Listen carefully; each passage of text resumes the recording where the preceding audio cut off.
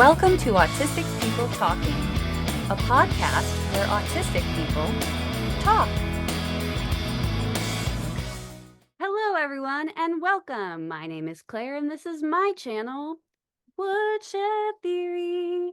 Here, I make content about what it is like to live as an adult on the autism spectrum and whatever else feels good to me. So if that sounds good to you, or if you're feeling particularly gracious today, and I hope that you are, please go ahead and click the subscribe button, ring the bell. I almost forgot to mention that I put out videos a few times a week, so click the like and the share. Help out your good friend Claire. Welcome, welcome, welcome everyone to one of my favorite things, the podcast Autistic People Talking, a podcast where autistic people talk. Today I have a very special guest, Amanda from I Am Mind Blind. Welcome, Amanda. So happy to have you on the show. I'm happy to be here, Claire. I'm so happy to have you. I'm very excited. Why don't you tell us a little bit about yourself and share with us your connection to the autistic community? All right. Okay, so I am late diagnosed autistic ADHD, and my username, I Am Mind Blind, came from the fact that I also have multisensory aphantasia, which for anybody who's not familiar with that, it means that I can't visualize in my mind, or for me, multisensory, I don't have any of the senses in my mind. And I also have a memory disorder called SDAM, which stands for Severely Deficient Autobiographical Memory. So I am mind blind. A lot of people in the aphantasia community call ourselves mind blind. And that was the first neurodivergency I learned about. And that's what started my YouTube channel. And I only had like a month's worth of videos up when I started to suspect that I might be autistic. And so I was like, well, I'm doing this channel like with neurodivergent stuff. Let's just go ahead and vlog my autism diagnosis journey, because I know a lot of people start with that questioning, like, am I not? And I know, like, in the beginning of my channel, I was really nervous about, well, what if I get evaluated and they say I'm not autistic? And I'm like, well, that's actually really good content to have, because I know there's a lot of people who go through that space. And it turns out that most people who wonder if they are autistic end up actually being autistic. Correct. So I got my autism diagnosis about a month after my kids got diagnosed. I have identical twins, and I was looking into like kind of what was going on with them. They were 14, and that's actually a little bit of a longer story, but and get into it later if we want to. But as I was like doing all that research, I'm like, hey, wait, me too. Wait, I have that trait too. And so as they were going through their evaluation, I asked their psychiatrist, should I kind of sign up too? And he's like, yeah. So I booked an appointment, and about a month after they got diagnosed autistic ADHD, their mom did too. Wow. And I think I read that you were 42. Is that correct? Yes. So I'm coming up on my 2-year autism anniversary. So I got diagnosed October 10th in 2022. So a little over a month, I guess. I'll have 2 years since my diagnosis, which means 2 years of working to unmask, because I was extremely high masking and had no idea that I was masking. I completely feel that. Wow. I relate to a lot of your story, so I'm interested in hearing more. So you said that you knew about being mind blind before your autism diagnosis. Did you also know about your memory disorder as well? Yes and no. So ever since I was very young, I knew my memory was different than other people. So SDAM, severely deficient autobiographical memory, which I hope one day they find another way to say that, basically means I don't have episodic memory. The best analogy that I've come up with is that I have the chapters titles, but I don't have the actual chapters of my life. So I Mm, have mhm. semantic knowledge over like things that have happened in the past, but I don't have the lived experience, the like all the juicy details. Like when most people like recall a memory, a bunch of information will flood into their head. For me, at most, I might have like, oh yes, I went to Disney World at this year. Like very, very sketchy details. And so when I was even a kid, because this is a lifelong memory disorder, it's not like I'm just missing my childhood years, like it's ongoing. Like I don't Mhm. remember 3 months ago. But when I was a kid, like other kids would like talk about memory, and I'd be like, my memory doesn't work that way. I have a bad memory. And adults would be like, well, no, nobody's memory is perfect. Like the gaslighting that happens to Right. autistic people too, right? So I got gaslit around my memory quite a bit because well it's brand new. Both aphantasia and SDAM are still being researched. So those are both still self-diagnosed because they're not in any diagnostic manual yet. So, to answer your question, I knew I had something wrong with my memory, like, my whole life, and it wasn't until I was 38 when I saw a research paper, and I was like, "That's me. That is, like, me," and then I, like, did that deep dive, and so this is, of course, before my autism, but diagnosis, but I, like, deep dove on this condition, SDAM, and at the same time is when I heard about aphantasia, and at that point, I was like, other people can see in their mind. I had no idea. I thought Interesting. everybody who talked about like, "Oh, visualize a beach or whatever." I thought that was all metaphor. I had no idea that most people were actually seeing pictures in their brain. None. I have a zillion questions about that. And I think my fear about asking them is I don't wanna come across, Oh, rude or no. anything. Yeah, no, no, no, like, I mean, I literally started my channel, I Am Mind Blind, because I was so fascinated and I love how brains work, so I doubt there's anything you could ask that I would find offensive. Are you an artistic person? I am. If you can see like these pictures behind me, I painted all of those in a ADHD hyperfixation over there's actually 7 pictures on the wall there. And I painted all of those in like a 48-hour time span. Like I went crazy. Anyway, Those are nice for so quick. Those are nice. um, You're very talented. but in order to do art, I have to have a reference photo. That's what I was going to ask because if somebody were to say, "Can you paint a beach?" Would you be able to do that from your memory? I really can't. I mean, I have vocabulary words for a beach, like sand and seashells and, waves and stuff. But because I can't visualize it, I cannot get those details down. And it's really interesting because, like I said, I didn't know about aphantasia until I was an adult. I found a sketchbook of mine from when I was a teenager and I was flipping through it and I was like, who is this kid? Because one page would be a beautiful rendered like horse drawing. And then like 3 pages later, there was a horse that was like, okay, like a 5-year-old drew this. Mm. And it's because the first one, I was looking at a horse when I drew it. The second one, I was trying to do it from memory. And so you can see like a stark contrast between if I use a reference photo and if I just try to do it from memory. Now, I another question that I had that something that because I can at least perceive that there are people without a mind's eye. Mhm. Um, do you have internal dialogue? I know that that's a separate condition, but Mhm. that's something I really, want to understand more because I rely so much on mine that the idea that somebody doesn't have one, it boggles my mind. Ooh, is it rude to say boggles my mind? It's just I so think so. outside of my understanding. Yeah. And that is one that I am still like, I don't think I do. And this is one that I'm still trying to ask people like, okay, give me your experience of what the internal dialogue is because um again, because I have multisensory aphantasia, not only can I not see, I don't hear sounds in my voice, in my head, I mean.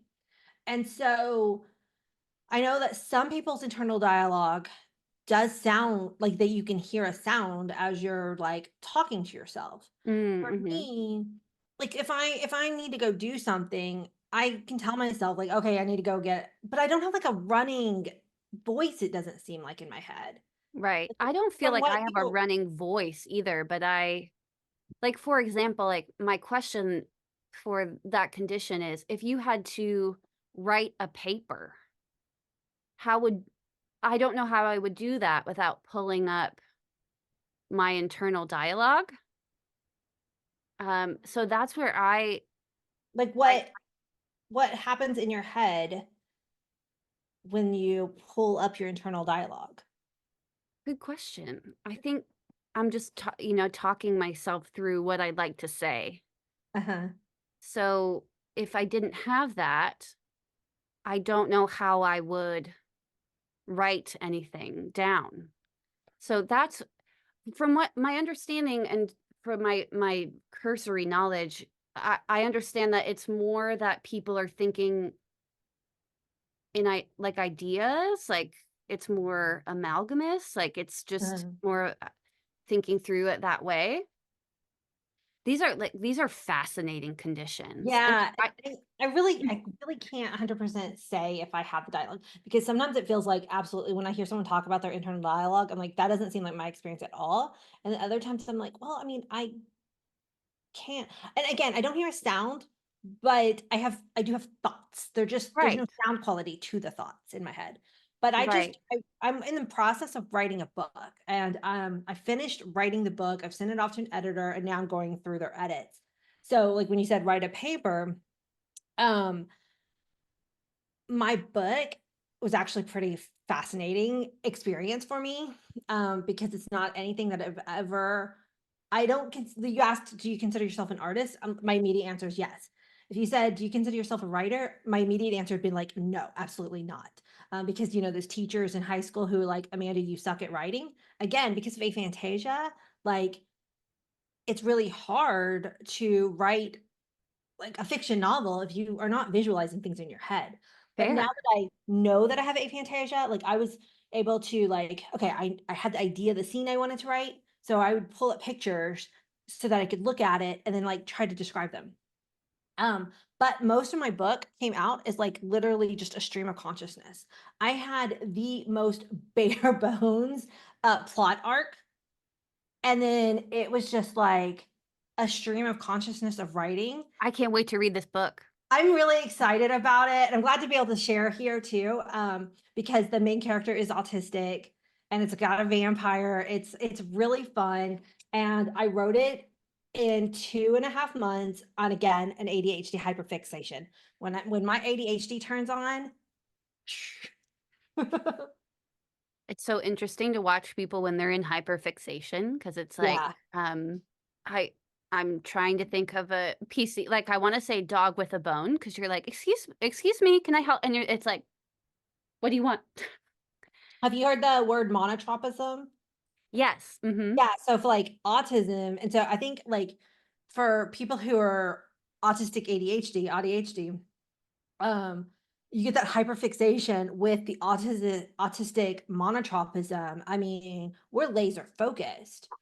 There'd be times when I was writing and I'm like, "Ugh, I need to go make dinner." And I'm like, I don't want to be the responsible adult. I just want to write. Yeah, And I because get it's you just gotta get it out of you. angry. Yeah, like I'd like almost get angry at the world. Oh, there's my pug. "Hello, pug." Oh, he's like mooning everybody. I love it. Wow. Yeah, the, hyper focus, I'm not diagnosed ADHD, it's something that I've, maybe in the future interested in exploring, Mhm. because I see all of the signs, but Yeah. it's also and my sister is ADHD diagnosed as well, Oh, yeah. but we had very different, presentations of it as children, I think, Mhm. where and especially because autism wasn't being diagnosed when we were children, Mhm. and um, I didn't have issues in school, like getting work done. Always had good grades. I Mhm. think it was kind of like, well, there's something different about Claire, but not not So ADHD. relatable. Yes, Right, yes. yeah, Yeah. so it would be interesting to explore that diagnosis more and see if it's something that a medical professional would diagnose. It's interesting because I've now talked to a lot of people who got their autism diagnosed separate. The psychiatrist I went to, or psychologist, excuse me, um, did it all at once. I got diagnosed autistic ADHD in the same. Yeah. Like, he actually looked at lots of conditions.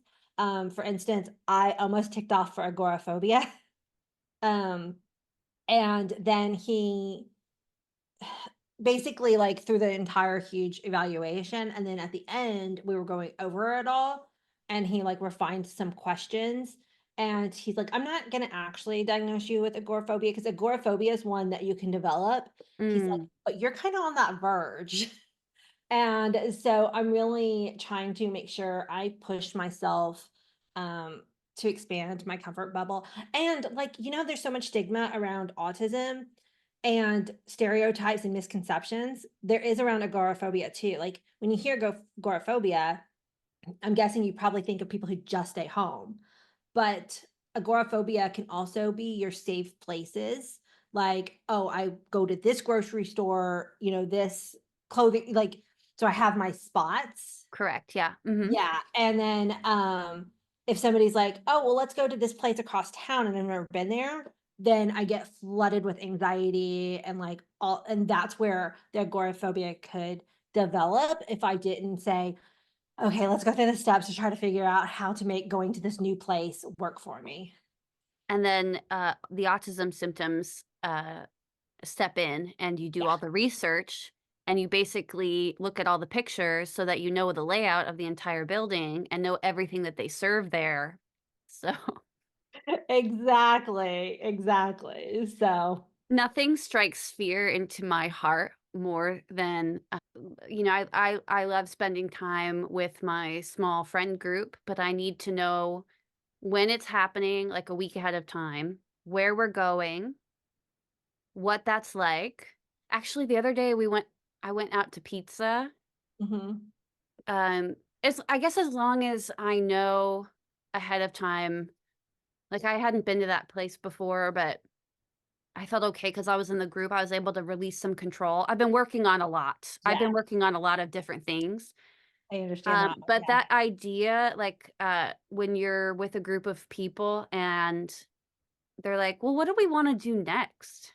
I'm Mhm. like, No, I want to go home now. I did the thing. What do you what are we doing next?"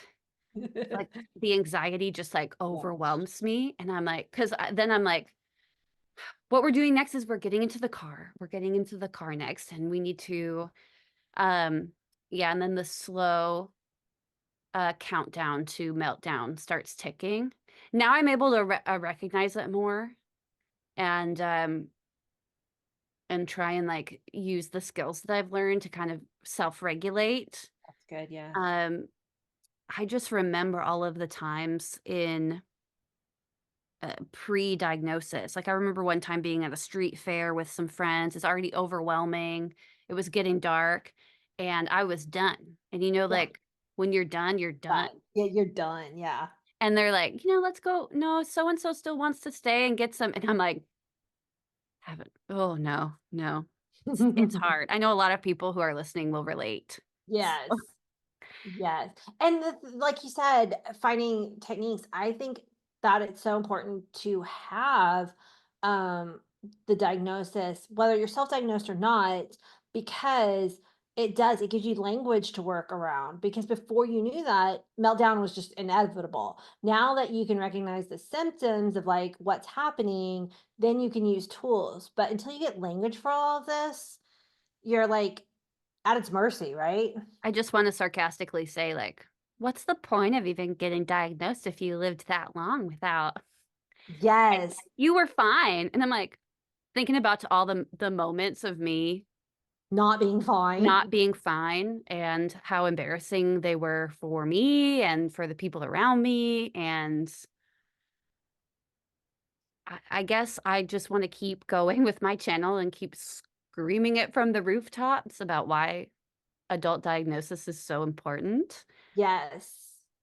Ugh, Yes, I like I said, I got diagnosed at 42, and then I get comments on my channel where people are like, "I just got diagnosed at 50, 60." I even had one lady who's 75, and she's like, "I just yeah. got diagnosed, and I am so grateful at 75 years old, that she got diagnosed because, like, it put her whole life into perspective and, like, gave her closure on things and whatever, hopefully many years that she has left, she has a better understanding. And so yeah, it's worth it at no matter what age.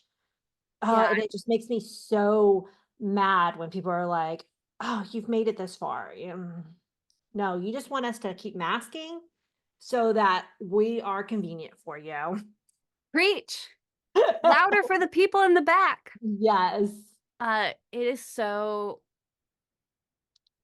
it's just mind altering to understand that about yourself. And it takes a long time. As you mentioned, you're still on an unmasking journey. I still am. Um, it takes a long time to settle in to the understanding.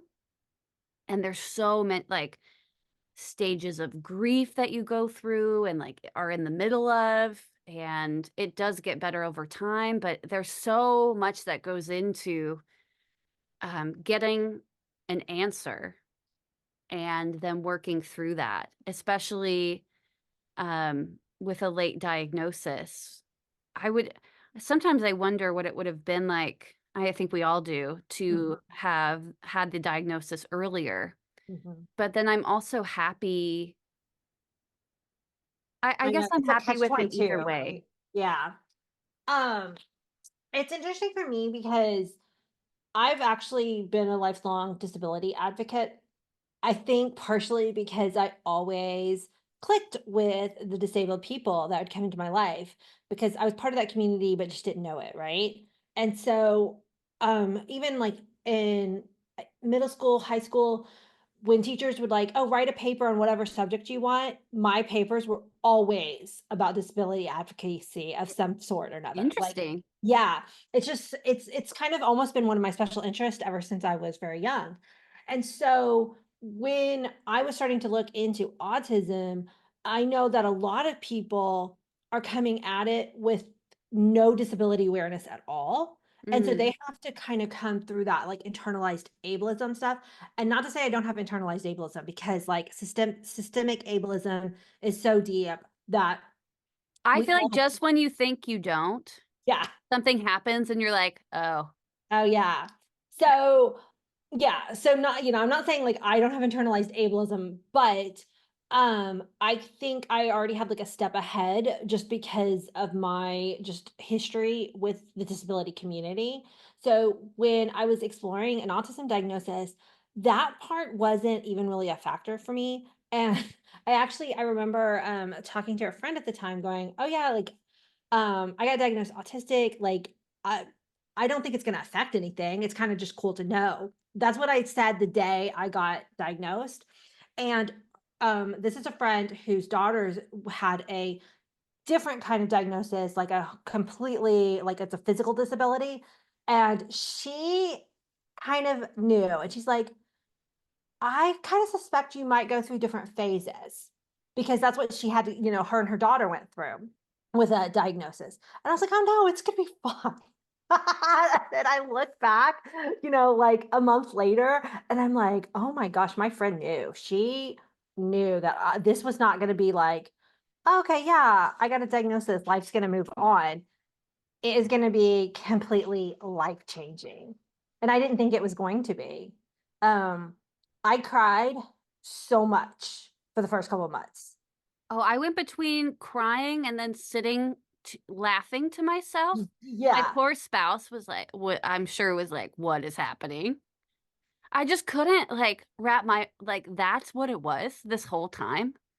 and it was really difficult for me with my memory disorder because, like, I know a lot of autistic people will relive, like, things Yeah. that happened to them, and again, because I don't have the autobiographical memory, I don't have a lot of very specific memories of, like, being bullied or anything like that, but With the CPTSD, like, it's in your body, Right, and, you like, can't maybe recall it, but you're carrying it. yes, and then all of a sudden, something would happen, and it would just trigger this, like, sensation in my entire body of, like, again, like, a trauma that happened from and then I can't even bring a full memory to it, just this, like, knowing that it was from the past, it's just, like, coming out of me, and that happened for, like, several months after my diagnosis, where I was just, like, driving the car, and something would just hit, and I would just bawl.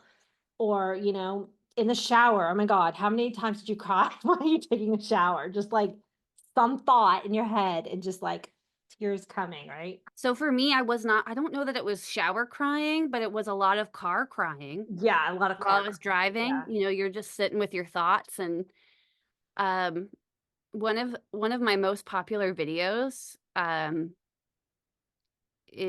think it was called, like, addressing the trauma or of late diagnosis, and I think at that point, I was about 2 years in as well, I'm not sure.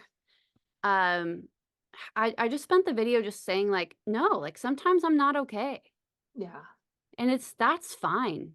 yeah, Because there's so many emotions to work through, and I'm sure for you, if you wanna speak to that a bit, because for you, it was, multiple layers of different diagnoses.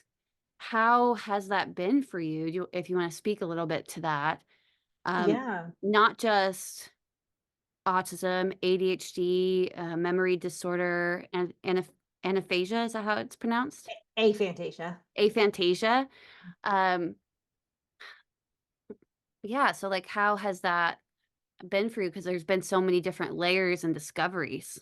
Yeah, when I first found about aphantasia, because that was actually the first one, and then SDAM came right after That that. must have been a big shock. It was. It didn't seem like it was gonna alter that much. Again, it was just like, "Okay, that's gonna make a lot of things make sense." Like, for instance, I absolutely have to have a GPS, when I drive because I cannot visualize my route, I cannot visualize the map of my city. So, some people with aphantasia don't need a GPS, and just like autism, we're all unique. Every single person with any neurodivergent, see, it's gonna be different, right? But like when I was first learning to drive at 16, this was before we even had MapQuest. And so I had a giant map on my wall. And I would have a little notebook and I'd write down and I'd like look at the map and then so I had this spiral notebook that I carried in my car. And then when MapQuest came out, I would print out the maps. So when GPS was invented, I was like, yay. Um, and so there's been these signs all along that I had aphantasia. I just had no idea other people could visualize. So when I found out that other people could, it was almost like, again, like same thing with autism. It's like, oh, it's not anything that was wrong with me. It's like my brain works differently, and that's Correct, yeah. why, right? The memory disorder was harder because that was more like, oh, I'm never ever going to remember my childhood. I'm never like my kid's childhood. I don't remember my kid's childhood. Like if I think about my memory disorder more, it literally brings me to tears because, and a lot of people will ask me, well, what happens when you just watch videos, like record everything? When I'm watching back a video, my brain doesn't relate to it. Like cognitively, Mm. I know that it's me in the video, I don't have the emotional response. Like, again, my brain disconnects from that video. It doesn't bring up memories. I'm like, "Oh, wow, that's me. I don't remember that at all," is the I experience. feel like that would be, I'm trying to find the right word for it. It would be disturbing to watch because you're not connected, Mhm. Like, it I'll would watch, be like, old videos of my kids, and it's so bittersweet because I have a video of my kids, like, twirling around when they were little, and it's so sweet, but it's almost like I'm watching somebody else's kids. Like, mhm. cognitively, I know they're mine, but I don't have that memory of them actually doing that, so watching it is very, distant, and it's very strange. But when I got the, autism diagnosis, and like you said, as you're kinda going through it, even with my background of disability, there was this like I have a video and I don't remember, I think it's titled something like I'll always be disabled. It was that time where it really hit me how disabling autism is. And like, I wouldn't change it. I love being autistic. I love how my brain thinks. I love the hyperfixations I go on, my special interest in the info dumping, but it is disabling. And Mm. no matter what, I will always be disabled with that.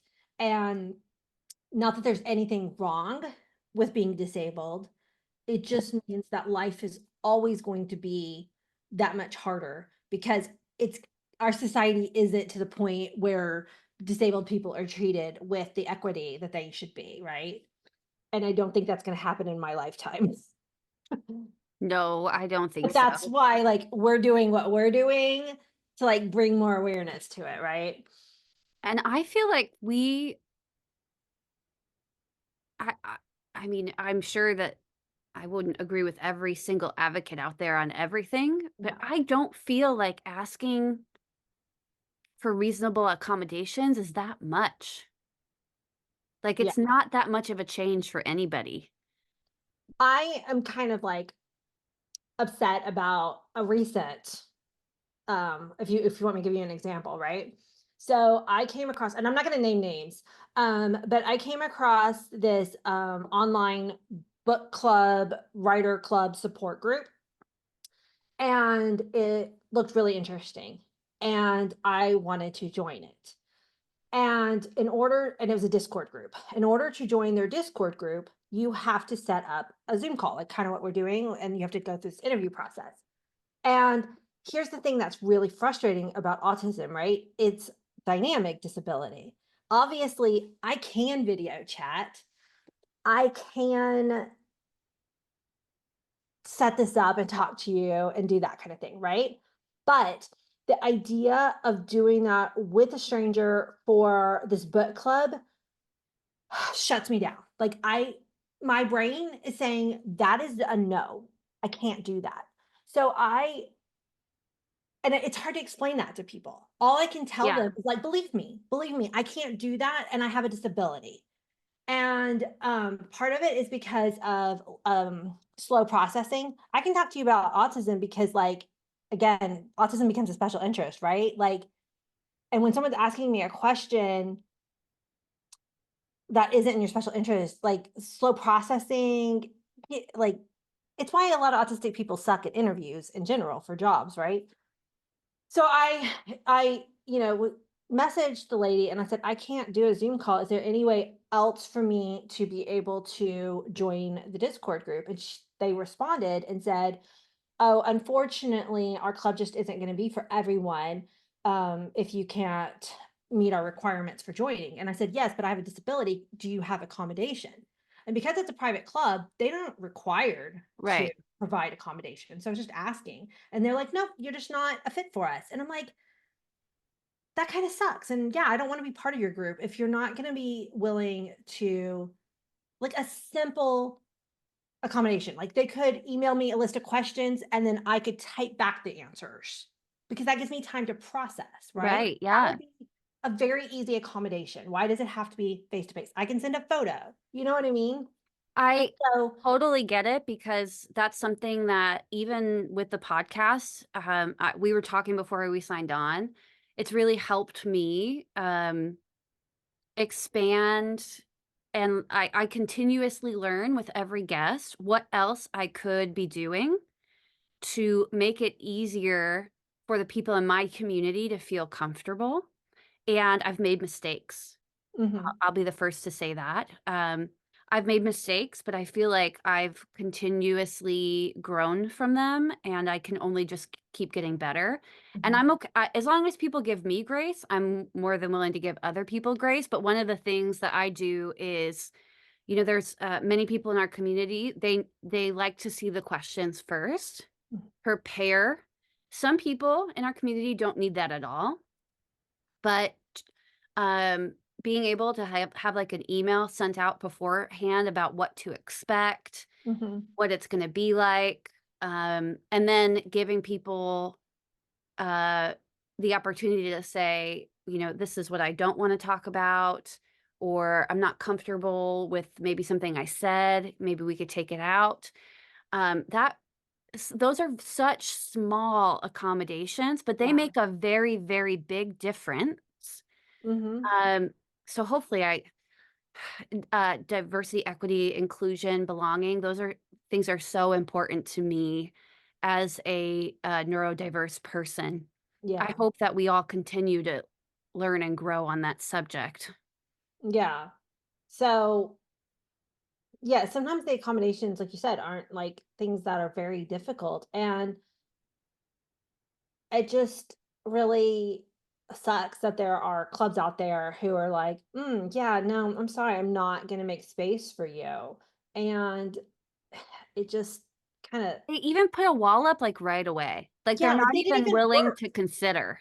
Yeah, they didn't even ask me. Like, I didn't get to the point where I could even suggest, like, this accommodation would work. They didn't ask me. They were just basically like, if you can't do it our way, then this group is not for you.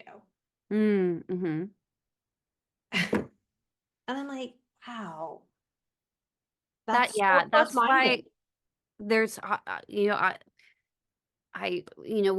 we don't talk about politics or things like that here or anything, but when there's been a there's been a large backlash against, diversity, equity, inclusion, belonging, um, and I think when I think about that, it's shocking to me, um, because I am part of the group that needs the accommodation sometimes, not all the Yeah. time.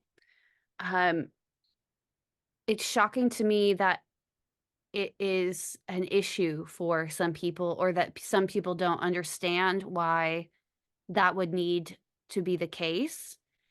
I'm so grateful that I live in an area and in a state where there's a lot of startup companies the groups here that are very interested because there are a lot of neurodiverse people here, that is a huge part, or at least that's a consideration, Yeah. and I'd like to be more involved with that part of advocacy, because I feel like that's where there's gonna be, like, the main systematic change, Hmm. because I almost feel like, in that group you were discussing, obviously, there isn't even a thought where Mm-mm. it's like, "Oh, here's what we could do to make more people feel welcome."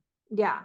And There's just no because thought. of that, they're missing out on somebody who might be a great asset to their community. Yeah. I actually I think it was like my last video that I posted.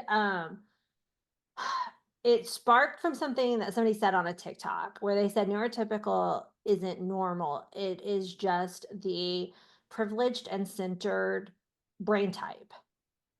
And I like kind of stewed on that and I'm like, "Oh my gosh, that really hits." Because as we both know more and more people are getting diagnosed autistic. There's a lot of people. And then when you add on ADHD and you add on all the other neurodivergencies out there, neurotypical may not even be 50-50. Like, I don't know the numbers, but our society is built and set up for a neurotypical brain, period. Like, Yes. no matter what, even if it's not even the majority brain type anymore, and it probably is, but it may not be just because of, like, how many people are being diagnosed, right? Which is a good thing. Like, we want people to be diagnosed. But, on that video, I had a lot of people who really took issue with the term being like, saying that a neurotypical brain is privileged and centered. And I'm like, maybe autistic people were often misunderstood, and I'm like, I'm not saying it as a an insult or anything. I'm saying that our society literally was built for that type of brain. And if you Mm. don't have that type of brain, then you are at a deficit. And it just kind of really has been in my brain the last week or so, this concept of it. And one thing that stuck with me is neurotypical people this works for them, just like any group that is centered and privileged. They don't want change. This book club that I was talking about doesn't want to have to change because it's going to take more effort on them. Where Hmm. we've been adjusting and putting effort in our entire lives to fit in, the concept of them having to shift a little bit, it's like, why should they? It's already working for them. Does that make Right. sense? I wonder if it's even a matter of like if they want or desire. It's so far off of their radar, maybe, that Yeah, it's not even it's, a consideration because that's the whole point of like the term privileged, right? Like it's yeah, so inherent, you're not even necessarily aware of it. It's all like at a subconscious level a lot of times. you're making me think of something I've been talking about for a long time, but kind of have forgotten. I would love to like, find and schedule a conversation with somebody who is like diagnosed neurotypical, like the most, like somebody who they've been diagnosed neurotypical, but then also the person was like, and it's severe. Like you are very neurotypical. You're so I not as like a No, just it could be a really I'm good very conversation. anti us and them, right? No, Because me too. Yeah, me too. sometimes I hear from people and it's I'm like, let's tone it down because we all have to we're humanity, right? And the Yeah. goal is for us to live in harmony together. I just have a million questions, and I don't even think that maybe they'd be able to answer them. But Yeah. I just, I would, I struggle sometimes knowing where are my deficits? Like, what is, especially being a late diagnosed high masking person. Um, I don't sometimes I don't know where the neurotypical ends and the neurodiverse begins. So I'd Mhm. love to get more information on that from a diagnosed neurotypical. Yes. And it's interesting that you say that because like there are people who I sometimes like I have one friend who she thinks she's neurotypical and I'm like, maybe, maybe you are. But I have suspicions. But then I go back and forth because she's either so high masking because like peer review is definitely a thing, right? Like Right, yeah. after you learn about autism, it sometimes you can really spot it in other people. But with this friend, and I don't think she's autistic. I think she might actually be ADHD, but she doesn't think she is, and so that's fine. Um, but when you said like diagnosed neurotypical, there are so many of us undiagnosed that there's a lot of us operating still under that high mask. Because if you had asked me, 5 years ago, oh, do you think you're autistic? I would have said no because of stereotypes. I Mm, actually have considered if I was autistic many, many years ago, several times in my life, actually. But because I didn't have any real research on autism at that point, I was based off just stereotypes. And the stereotypes that I was working off of is that I thought autistic people couldn't have friends or didn't want friends. Like that's a stereotype you hear. And I'm very extroverted. mm. And the eye contact thing. I masked my eye contact so well that I didn't realize I was actually masking it. And after I got diagnosed and I like gave myself permission to not have to look people in the eyes, the like, oh wow.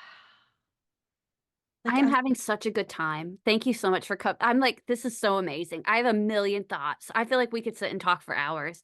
Uh, yeah, so many thoughts. Eye contact. I feel like a lot of um children with very diligent parents are taught. I constantly remember growing up, my father saying, "Look at me, Mhm. look at me, look at me, look at me."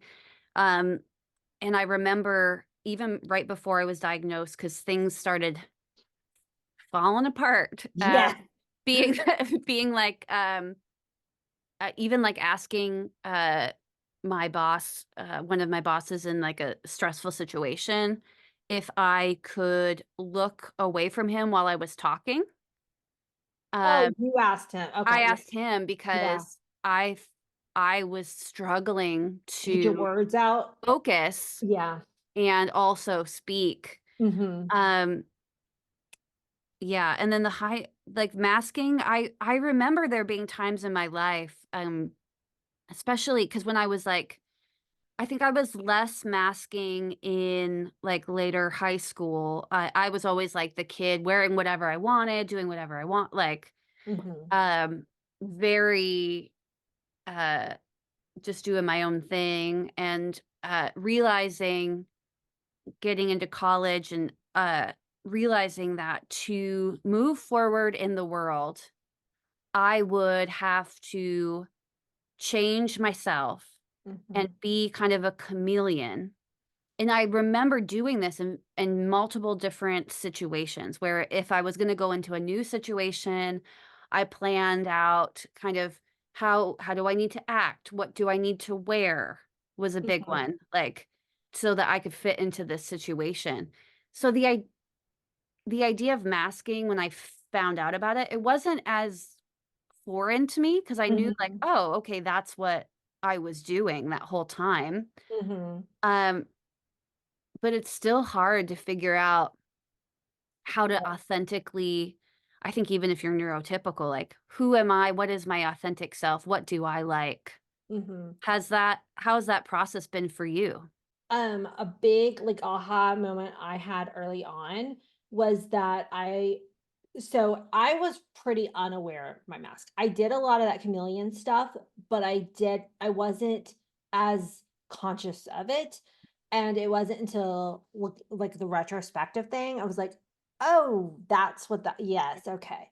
But, like, as I was unmasking, I had the big aha moment that I feel like my autistic mask, I like to call it neurotypical.exe, and it was like a code running.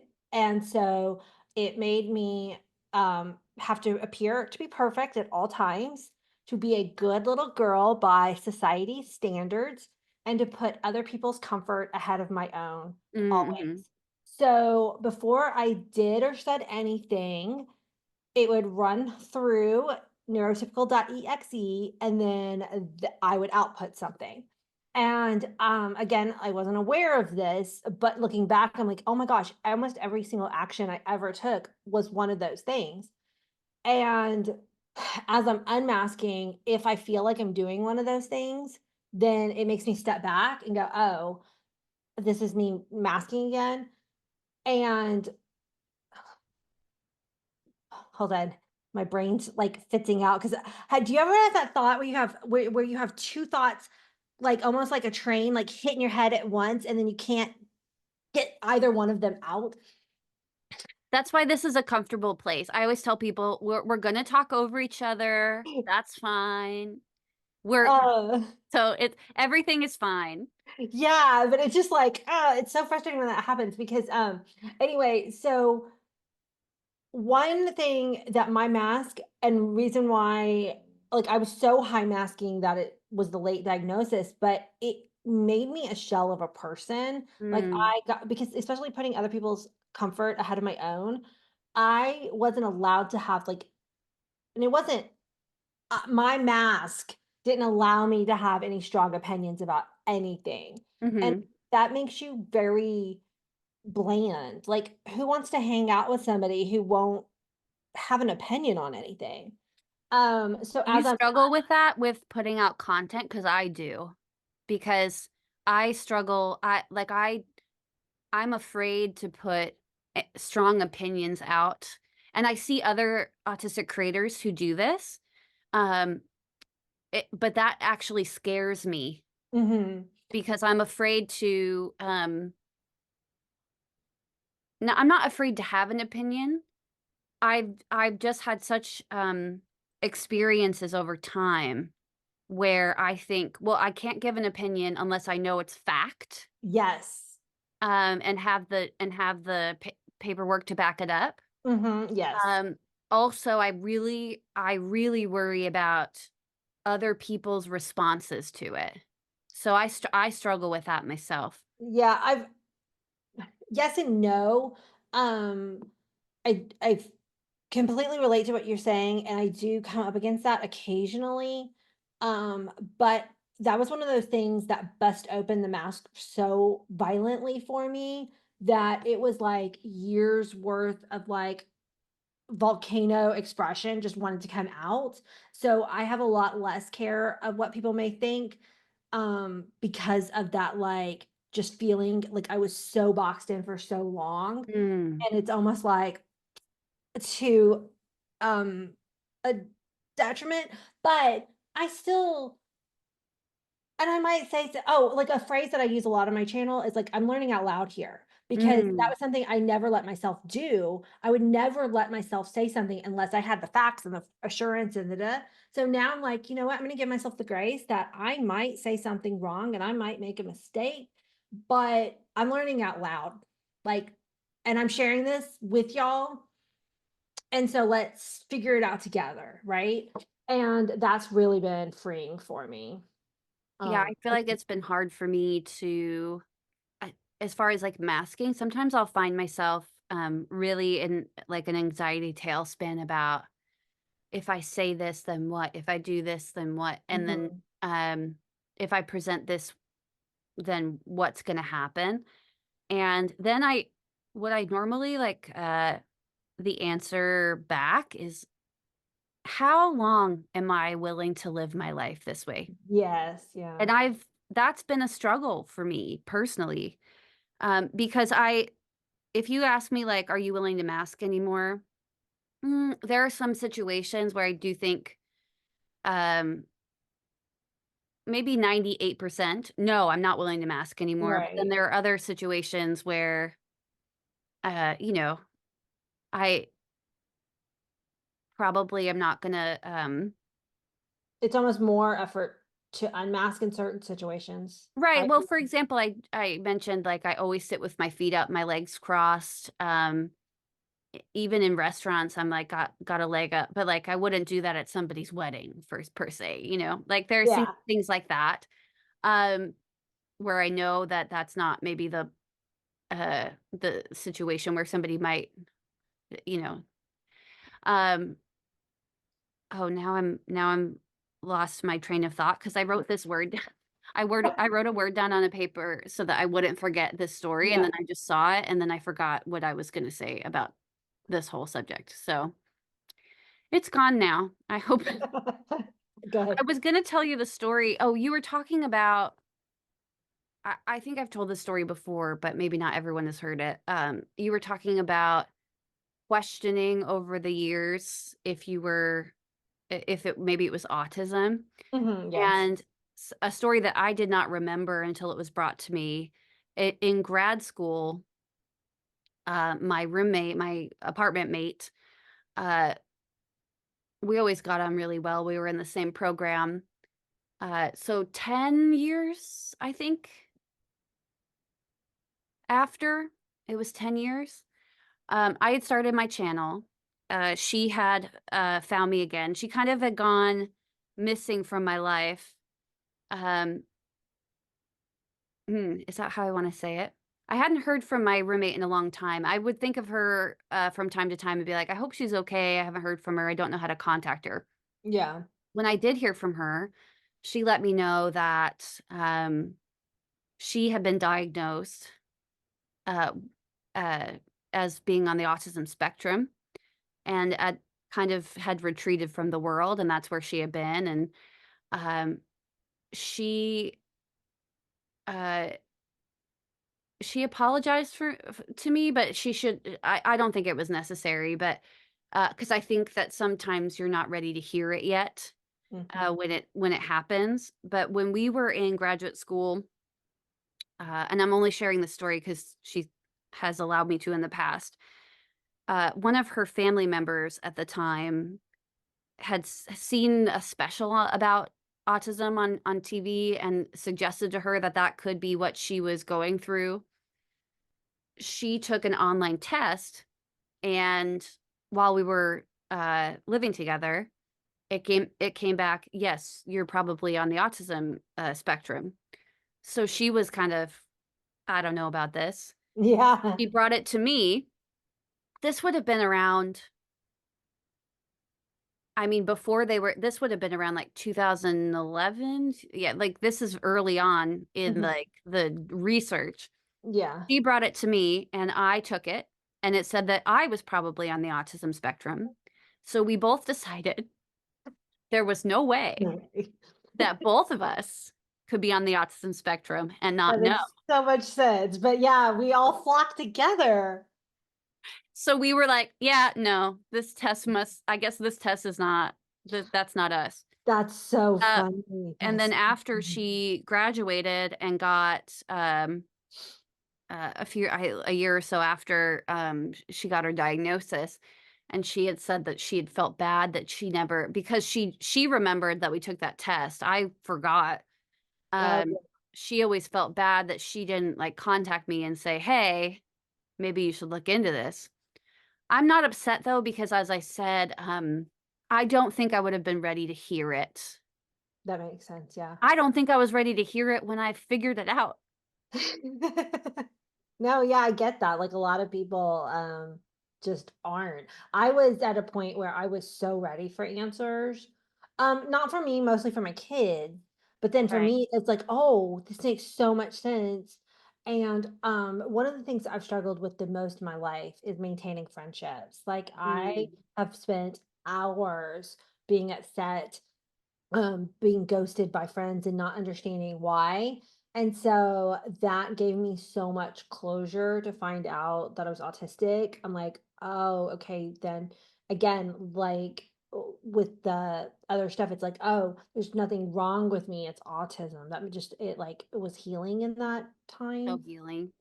But did you I wish I could find this. I read an article and I did not save it and now I can't find it for the life of me, but it was saying that it takes on average 7 years for a woman or a fab to have a mental health episode or question whether they're autistic.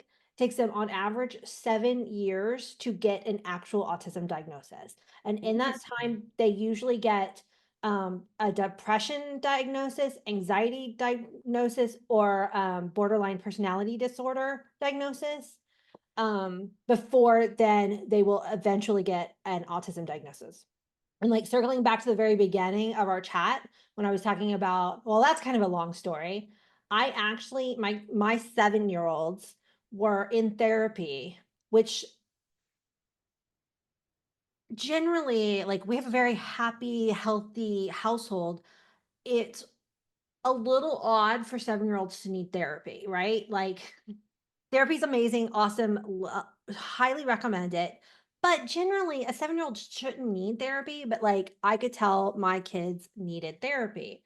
So I had them in therapy because even at 7, their anxiety was off the charts. And I asked their therapist when they were 7 years old, and I've talked to my kids, they are totally cool with me sharing about this. Um, do you think they might be autistic? And that therapist said no. And because she was a medical professional, I just dropped it because I believed her. And at that time, I didn't realize how many therapists, psychologists, psychiatrists were so clueless about autism. So they were 7. They got diagnosed at 14, 7 years later. Interesting. Isn't that crazy? So if I had pursued it more when they were 7, they might have gotten earlier diagnosis, which would have been so helpful because they're both in occupational therapy, which in the last 2 years since they've been in occupational therapy has been so helpful in their life. And I'm sad that they missed out on having access to that Mm, resource for more years. mm. But, yeah, I don't know. That 7-year thing is just, like, fascinating to me because I've heard other people who have fallen very close, plus or minus in that 7 and I can't find the article again. So if you if you If I find find it, I'll let you know. I'm just yeah. I feel like gobsmacked. Bless you. I don't know that it was 7 years for me, but it was a lifelong, like I remember being in maybe middle school. That was when Uh-huh. I asked my mom to go to therapy, and I was, maybe not now that I know I later was diagnosed with OCD and went through treatment and, that's a part of my life. It'll always be a part of my life, but, uh, struggling with, like, suicidal ideation. Is that okay to say on the podcast? YouTube, you let me know. Thanks. Um, just not being able to get those thoughts and I know what it was now I know, but, um Yeah.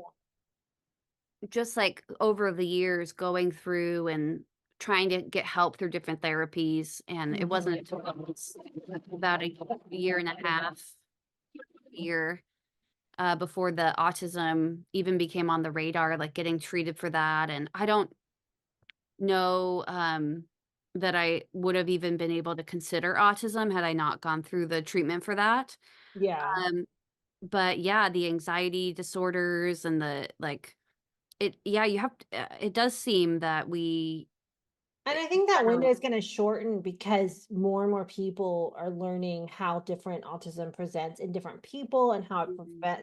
presents differently in like women and AFAB and people of color type of How yeah, community. what to even look for, whereas before it was I always feel like the psychiatrist who I met with, well, first the therapist through the health system I was in, and then she diagnosed me, sent me to the psychiatrist. They really saved my life. Oh yeah, I agree. Um, I had, and I know that a lot of other people who are on the spectrum and got to the autism diagnosis, either self-diagnosed or um, getting there are people along the way where you spent so many years trying to find an answer and trying to find an answer to a question you didn't even know was the question. Yes. So, um, that having that, which and it was one of the scariest things I've ever been through, but having that validation and having somebody say like, "Oh, yeah." Like, it's hard for me to talk about because I just remember um, the doctor being like, "I don't know how you functioned for so long." Oh wow. Like, I don't know, I was really, really sick. It's easier for me to talk about now, but I still Mhm. feel like the emotion coming up. Um, I was so sick and, really struggling to function in my day-to-day life. So I think, like, I really do feel for people who to bring it back, Yeah. for people who go through all of these misdiagnoses to get to autism, or several diagnoses that are still there, just to, at the end, get to an autism diagnosis. I can Mhm. see how it would be 7 years. Yeah. I know someone who got diagnosed bipolar first and got put That's on. very common too, right? Yes, and they got put on very strong meds that didn't work because they weren't bipolar, they Yeah. were autistic, and those meds messed with them because they weren't the right meds, and it's just like, it was doctors so unwilling to look at a female body and be like, "Oh, autistic." Mm. So, I hope that as we continue in our journeys as creators online and continuing to like spread the word and to support advocacy, um, I just want us to be able to find better and new ways to uh, facilitate understanding. yeah. And I am also very supportive of like, not that I have like a huge platform. I have a platform, but I'm very supportive of like new people being brave and like starting their own channels and sharing their own Yeah. story. I I think hear the a more lot. voices we add to the conversation, Right. the Do you ever hear from people who are like, "Well, I don't have anything new to say." And it's like, mhm. actually you do. Yeah, your story is unique and different. Right. And maybe you don't have a channel where you do the, different topics about autism, but just sharing your experience, that is just as important.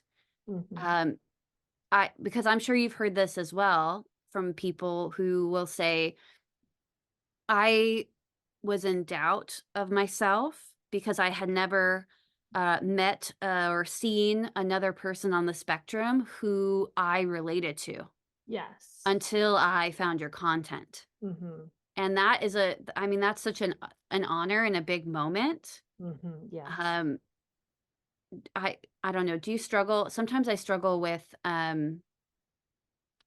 mean, I wrote down that you've hit 30K, congratulations, Thank that's you. a big deal, but, Yeah. like, that's really hard to, like, actually Yeah.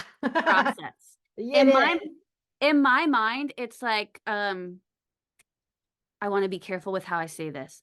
I am so grateful for each and every one of the supporters that I have, and each of them are a human soul with a mind and an experience.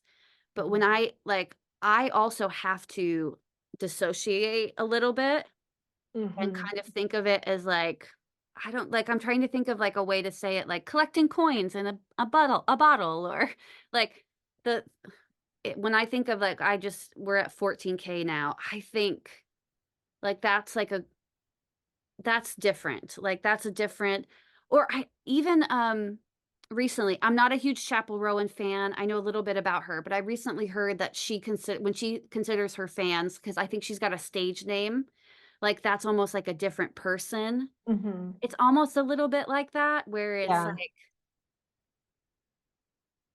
I know it's real, but then it's also if I think about it too much, Yes. it's too real. Yeah, I tend to just not think about the numbers that much, except for the fact that, like, mentioned, like, disability advocacy so important to me, and when I first started my channel, again, I thought it was gonna be about aphantasia and, my memory disorder, and I do make videos on those, just not as often because more people are interested in autism, but I I thought I was like, I did not start my channel expecting it to be a YouTube channel that monetized, right? Mm, I mhm. just I was like, "I'm gonna vlog this, and if someone else finds it interesting, then that'd be awesome," right? And then I did have that one video take off, and I started to get more and more subscribers, and so I have to remind myself, this is good because, I want more people to learn about autism from actually autistic voices. Yes. So that number is representing real advocacy in the world. And so, yes, they are all each individual people. And I so appreciate and collectively, the more people who hit subscribe on your channel and my channel and any other actually autistic voice, that is amplifying our voices so that we Yes. can get accessibility and accommodations and understanding from society. So that number is a reflection of good work that we're doing. That's I what a wonderful way to put it. Thank you for that. I will consider that more. Yeah, I really struggle with, like, thinking about what does that mean like, what does the numbers mean? Because it's not sometimes I try to think of, like, "Oh, that's enough people to fill a stadium," but then I'm like, "That's too overwhelming." I'd Mhm. Yeah, I've rather done it's that. easier for me to, like, consider that like, I never thought that we'd have a community online or like, I really thought, like, shouting into the void is the best way for me Mhm. to put it, Yes. and that's how I feel comfortable. Like, when Mhm. I film porch coffee, I just, sit there talking to myself, but if there was, like, actual people around like, even when I sign on to the podcast and I have to sing the jingle in front of somebody, I'm like people are like, "Why do you shorten it?" I'm like, "Because I'm singing to a person, and that feels weird." So, I can understand that, yeah. yeah, once I was visiting, my parents, and my mom was like, "Can I watch you film porch coffee?" And I was like, "I Oh, guess." you're like, "Oh, no, not a person." I don't I like know, making fun even of that, people's needs. she was, like, singing along in the background, and I'm like, Uh-huh. "This is strange," and or even like, I can't even, like, my spouse is like, "Well, why are you editing out here by yourself?" And I'm like, "Because I don't want you to hear." Yeah, no, I don't care that my friends or anybody who watches, but, like, while I'm filming, I it makes me too self-conscious. Yes. But it's interesting that you got, a community that is, like, excited about your jingle because I've had so many comments because I start my, "Hi, my name's Amanda. Welcome to my vlog. This is a vlog of my late autism ADHD diagnosis." And then sometimes I'll add about the aphantasia and SDAM too. And people will be like, "Why do you have the same intro every time? Why do you have to say that every time?" And I'm like, "Because every time there's new people. Like, you gotta have context. Like, you got Yes, yeah. like, I try to make it as short as possible, but yeah, no, people don't like me having an intro. Yeah, that's so interesting. I can see that. I have to remind myself that, um, even, like, every video will bring in people who haven't seen it before, so it's important to repeat the information, Yeah. and I hope that the people who've heard it a million times well, it's funny because like, the jingle came for me, I would, like, at first write out a script, Mhm. and I would type out those words, and at first It it helps you wasn't a get song, it started, wasn't right? anything. Okay. It was just to help me get into, like, "What am I gonna say?" Yeah. Um, and then it, like, evolved, and then I Mhm. was like, "Well" because sometimes people will be like, "It's kind of an earworm," and I'm like, "Heck yeah, it is." Yeah, no, I love that. I love that, you've got people who are, like, excited for it. I know people have, like, sent me, videos of other people in their house who, like, hear it and that, like, they're singing it to That's themselves, and awesome. That's so cute. yeah, I've gotten so much, I even mentioned it this week, like, you get a lot of feedback like, "Oh, it's different," or "You changed it," and I'm like, Yeah. "I did?" Um, uh, I love the, people who come back over and over and over. Like, you start to recognize usernames that leave the same yes. every time. And those are the people that like really keep me motivated because like I don't know if we've actually mentioned a little bit like the PDA, pathological demand avoidance profile of autism, like it's really strong for me. Mm, And mhm. so having people who are excited to see my content helps me keep making more. Yeah, why and then I also have to acknowledge, 'cause I feel like, a lot of the viewers that we would have maybe wouldn't comment. So, Mhm. especially, Yeah. like, on my members only once a month live stream, I usually, there's only, like, a few people actually chatting, and then I'm like, "I just wanna call out and say thank you for being here, even if you're not typing. I acknowledge that you're here, and I appreciate it, and you're still part of the group," and because some people, they don't wanna, have the pressure of participating, they're cool to, like it's the same for them, and they get the same out of it just to, like, sit back and, like, just experience it. Mhm. Just Yes. another part of the accommodations that we can offer people, like, not Yeah, forcing them to participate. exactly, yeah. I yeah, but being able to see the same people commenting every week, every time, I just never thought it would be like that. I really Yeah, thought it was gonna be, a barrage of hate comments, yeah, which they come up, but 99% of it is, like, positive. A lot of it is the same people who look for you to put out videos, who wanna support you, who wanna see you succeed. I I'm like, it's touching. It's touching because,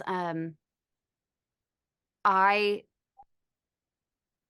didn't know I was missing a community, and yes. I've always struggled with friendships Mm, too, and mhm, didn't understand why. mhm. I've said before, like, when the a diagnostician was asking me about friendships, I told them, like, I've always felt like, why do people have I don't have a best friend. I have Yeah, friends, yeah, but, like, I don't have the same kind of friendships that other people have, and I didn't understand why. yeah, me too. And the YouTube platform has, I think, afforded and Discord, like, afforded, the autistic community a place where we can do something, with friendships that are so much more comfortable for us and help us to develop those skills of being a better friend. I feel like I'm talking too much now. So No, no, no. I agree with everything you're saying. Like the community, part of when we were talking about earlier about like why it's so important to get a diagnosis. Like I have been without community for most of my life. mm. And like realizing that I have a community out there that I belong to, um, was just a very, very important part of the autistic diagnostic process. And it's And it's still nice hard to that we're very find. understanding of each Mhm. other. Yeah. For example, like, I'll hear a lot from people like, "Oh, I'm so sorry I haven't commented on a video in a few months." And I'm like, "Ain't no problem, as long as Yeah. you know that don't have the expectation that I'll get back to you in a few months either. I think we could be friends, you know? I don't." Yes. Well, and that also, I hope that, my followers can have that same kind of like respect towards me. When I first started the channel, I responded to like every single comment. And unfortunately, once I like you said, I've got 30,000 and I've got 10,000 followers on Threads and I've got 5,000 on TikTok. And I am now at the point where I have so many comments that I just mentally and physically I cannot. Mhm. And so I respond to as many as I can, and especially when I see people who are, like, repeat commenters, I really try to, respond to theirs, but I at the when I first started, I had this goal, like, I'm gonna respond to every comment, like, I was determined, and I was like, "Oh, I can't do that," and it really sucked when I had to, like, admit that to myself, and We've I it sounds feel like we've gone through the same. I think it must be too, like, we wanna we understand not feeling heard, but then also there's that, like, completion thing of, like, opening the creators app and, like, seeing that there's comments to respond to and wanting to make sure that that's clear. yes. I've gone through that journey too, and a lot of people who are watching watched me go through that journey. I really, really struggled to let it go. Yeah. And And everybody saying, "We don't have an expectation. You don't have to respond to our comment." I I was spending a lot of time trying to keep up with the comments, and I'd also struggle if I got, like, a comment where it I sometimes didn't I just want to don't have a respond. respond. Yeah, I like, you didn't know just how to don't. respond, or I Yeah, didn't wanna respond, or I didn't think it deserved a heart, or I didn't think, um, letting that go has been so hard for me. And I'm happy that I'm at the place now where I've done it. I don't know, like, it was such a difficult it sounds like it was for you, like, yeah. it was a really hard transition. I'm sure Mhm. that there's more to explore about why. I know a Yeah. lot of it is the yeah, as I mentioned, the completion, the wanting to acknowledge every person. I appreciate that they left a comment. Yes. Um, but even most people on the internet don't even know how to see that somebody responded. So I know, yes. A lot of them don't even I don't think, and then a lot of comments just get lost yeah, because I will find a comment way later that I never saw, and I'm like, "Oh, I would have responded to this, but it didn't show up on my end for whatever reason, like the yes, yeah. image, whatever." Like, so I that's where I was just like, "I just gotta let it go because I do the best I can, and I want to respond to as many people as I can, but I don't have a team, you don't have a team, we're editing, we're creating I was content." gonna mention that when you were talking about, almost every creator that I've talked to, we're all this like, don't have a team, maybe an editor eventually, some people do that, but we almost all I don't know, I can't speak for everybody, but most of the people I've talked to film alone in a room by themselves. When I realized I think I was watching I'm not trying to be controversial or whatever, I think I was watching a Jeffree Star video or some makeup. I realized that a lot of big YouTubers have a lot of people in the room with them. Are you kidding? Like, Yeah. what? Like, I would be so nervous to do that. Yeah, yeah, I think I I'd like be my solo. I'd like to explore that in the future, but then I would really struggle to not be, like, looking at that person or be distracted, and I don't feel like I would be able to, like, really Connect. emote. I Yeah. don't know. I I feel like most of us fly solo when it comes to the filming. Um, even, like, having my spouse around, it's Yeah. like, "Just so you know, I'm about to film. I'm about to go in my room and close the door, so do not Yeah. disturb." Well, and then I have one more thing like that.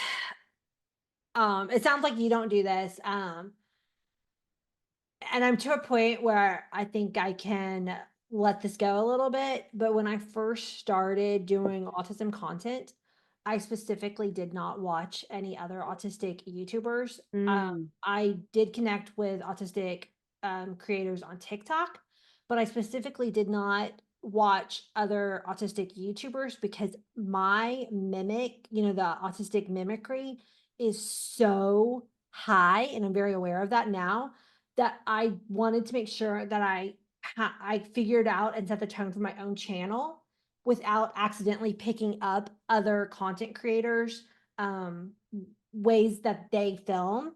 So now that my channel is almost 2 years old, I feel like I know my style and and I want to delve more into the autistic YouTube community. That's one reason why I wanted to do this podcast.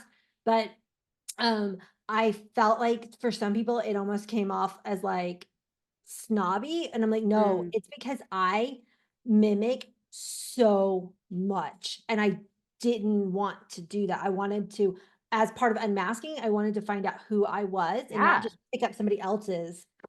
I have thoughts about that because I watched a few videos when I was first like, "Oh, am I autistic?" Yeah, I did too, like, I did But watch a then few.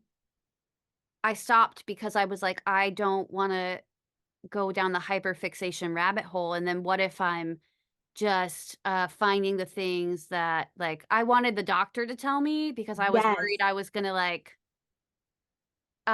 go into it and be, like, a certain way, like, I don't know, like, exactly. So, yeah, like, um specifically, yeah, and it was a very conscious decision. yeah, But it also, like, kinda separated me a little bit from the community, and I'm like, "Oh, I don't like that." So mm. now, I'm like, "Okay, I think I'm feeling more Now me." that I'm more friendly with, some creators, I've had to cause like, I've heard things before like, "Oh, sorry, I didn't watch your video." And I'm like, "Listen, I think we should have a little chat. I don't watch all your content." Yeah, like, you Because can't. Yeah. it's very easy to get burnt out on it, Mhm. um, especially when you're making the content. Yeah. Also, I find that, because it's a lot of what we talk about, I especially watching other women's content, it is really hard to look at yourself in the mirror all the time. So to hear other people where you like sometimes I'll see somebody and I'm like, we're so similar. Like it's that's hard to look in the mirror like and watch that. I can that's something that I think about. Um Now when I'm like doing something, I'm like, you know what? I make a conscious effort to like put on other people's to see what's going on and see what Yeah, people are talking about. Uh but I also yeah, if just because I create a certain type of content doesn't mean am required to consume it. That's what I've learned exactly, about yeah. myself. I Well, like watching videos about yarn and people sewing. yeah, Oh.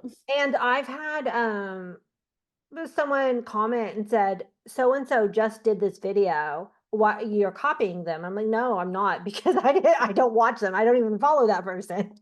So, Well, yeah, there's been times where I'll be like, you know, because you get suggestions, and I'll be like, yeah. "Oh, crap." Like, I did a video that somebody did 3 years ago, like, the exact same It's topic, and all it but we all bring our own spin to yeah. it. Yeah, I mean, have at it, you know, if there's a video that exactly. I've done, I put you know, I throw this There's out to no every new content. It's just our own interpretations and yeah. spins and yeah. It's like, you know,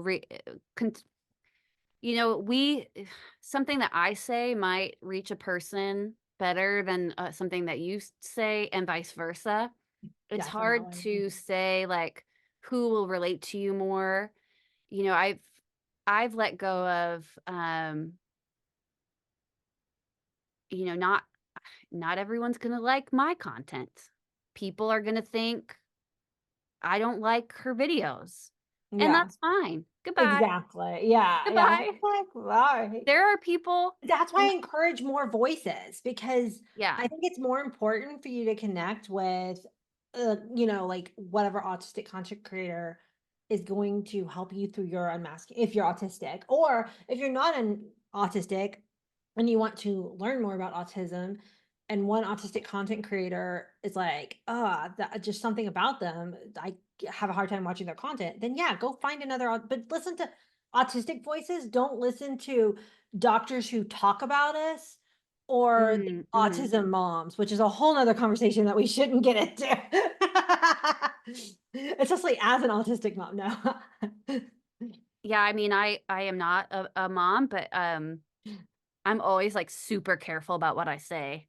Yeah. I try to I'm, like, confident about it because 'cause I'm like, "Okay," but then also that whole that whole subject, a little scary to me. So it's like Uh-huh. And then, being autistic and a mom to autistic kids puts me in a really kind of unique, well, not unique. There's a lot of parents who got their diagnosis after their kids got their diagnosis. So, I think I've said before, and my take on it is,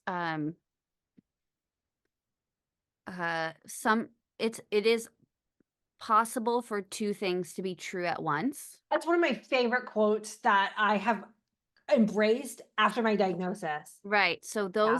these are people who really care for their children, Yeah. and it's possible for them to really care, but then also maybe be off base Yeah. completely, totally, a little bit. That's possible for those things to happen. So I am in that way, I try to step back and, like, take it as, um, a positive. Yeah. But it's yeah, you're completely right. It's like a whole can of something. Yeah. So, Um, but yeah, just autistic voices, please. yeah, that's my big thing as well, where it's like I wanna encourage people, even if, there's a lot of people who make content who, are autistic, and that's not like their channel is about something else. No, I love that. That's important to me too. That's Well, I mean, that's important why I too. do Yeah. whatever I want, even though it's not Yes. very conducive to growing a channel, because, Seeing autistic people be themselves. be themselves. Yeah. So important. So I important. just want to share that with people, even though I'm not, like, doubling down on a specific niche. Yeah. Um, Also, it helps me not get burnt out Yeah. because I've found that when I haven't even put an autism video up in a long time. Um, when I'm doing only autism content, it really gets to a point where I'm like, I can't talk about it anymore. I'm really tired. And Sometimes there's just not anything new to talk about. Yeah. For that yes, moment. and also, as I was saying, like constantly, I think you put out videos about once a week, give Mhm. or take. Having to be self-reflective all the time. Sometimes you just need a break. Yeah. Sometimes it's like, this is obviously my whole life is through this lens, Yeah. but to, like, look in the mirror and really anyway. Well, Yeah. I think we need to start wrapping up, and Yeah. I what's so funny, everyone is, before we started this segment, I was like, "Okay, let's start wrapping up," and now it's so hard to do these podcasts, listeners, because they're so fun, to be able to really, have a conversation with other autistic people together and to really share our life experiences. It Hmm. is, I found it very healing, and I found it, being able to share.